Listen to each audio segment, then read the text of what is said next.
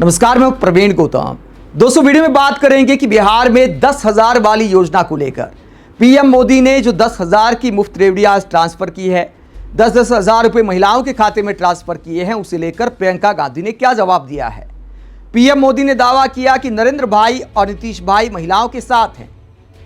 पैसे ट्रांसफर करने के बाद महिलाओं से बातचीत में राहुल गांधी का मजाक भी उड़ाया जलेबी वाले बयान को लेकर। साथ ही पूर्व प्रधानमंत्री राजीव गांधी के बयान पर भी कटाक्ष किया जब उन्होंने कहा था कि अगर केंद्र सरकार 1 रुपया भेजती है तो गरीब तक 10 पैसे पहुंच पाते हैं। पीएम मोदी ने महिलाओं के मान सम्मान को लेकर, महिलाओं के उत्थान को लेकर सियासत की। महिलाओं को यह भी बोला कि याद रखना आपके लिए कौन कर रहा है।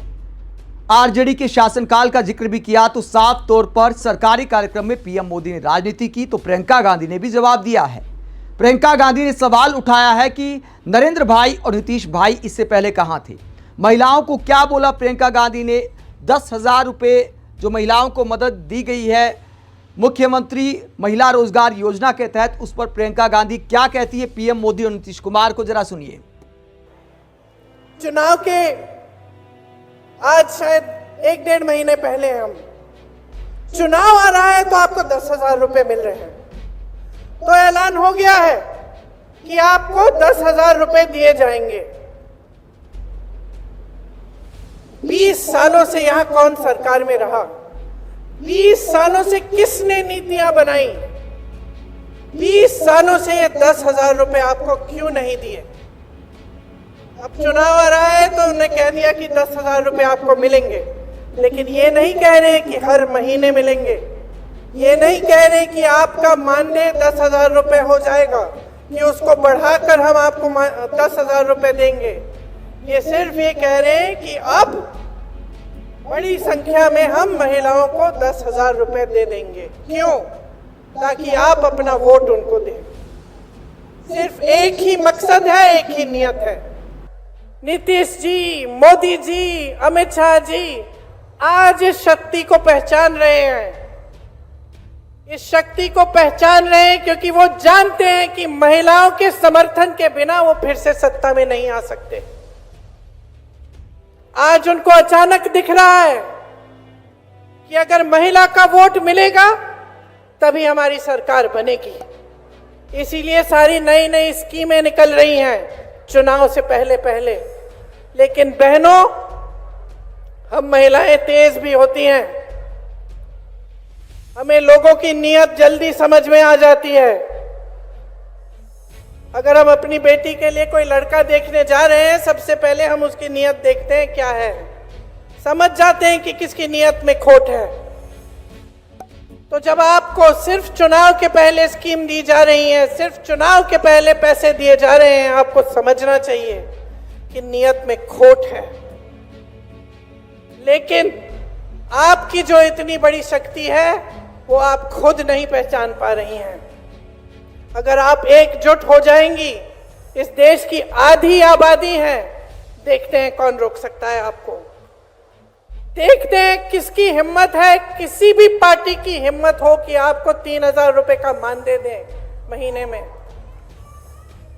आप एकजुट हो जाइए, खड़े हो जाइए और अपना हक मांगिए, अपना अधिकार मांगिए, अपनी शक्ति को पहचानिए कि मैं महिला हूं, इस देश की आधी आबादी हूं, ये देश मेरे बिना स्वतंत्र भी नहीं हो सकता था। मेरे भाई राहुल गांधी ने पूरे देश में संघर्ष किया।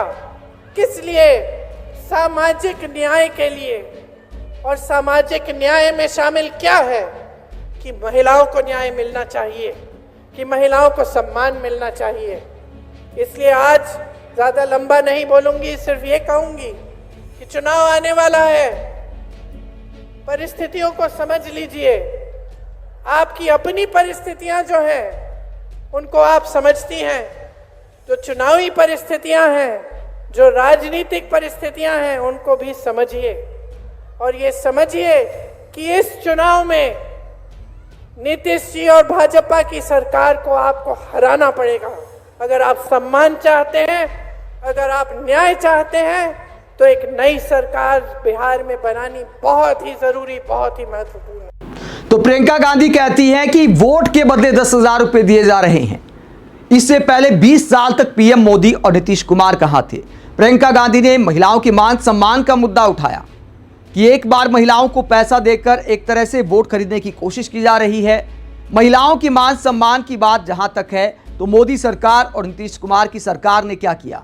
महिलाओं के मान सम्मान पर क्या कहती है प्रियंका गांधी? बयान आप सुनिए, आगे क्या कहती हैं। खुद देखना पड़ेगा कि कौन सी पार्टी, कौन सा गठबंधन हमें सम्मान दे रहा है। और सम्मान का मतलब ये नहीं है कि चुनाव के 10 दिन पहले 10,000 रुपए पकड़ा दिए, हमें खरीदने की कोशिश है। ये हमारा सम्मान नहीं है।